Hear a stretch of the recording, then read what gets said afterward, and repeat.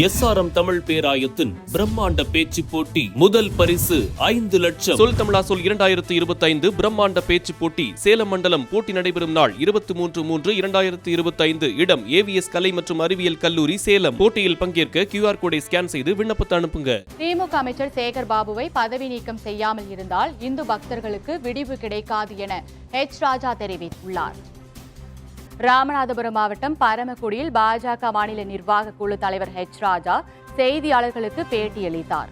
அப்போது தமிழ்நாடு பாடநூல் கழகத்தின் புத்தகங்களை முறைகேடாக எழுதுவதாக குற்றம் சாட்டினார்.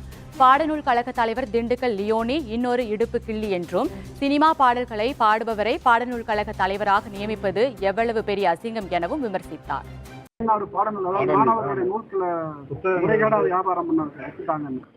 எழுதுறதே முறைகேடா எழுதுறதா சொல்றாங்களே. ஆமா, பாடநூலுக்கு தலைவர் யாரு?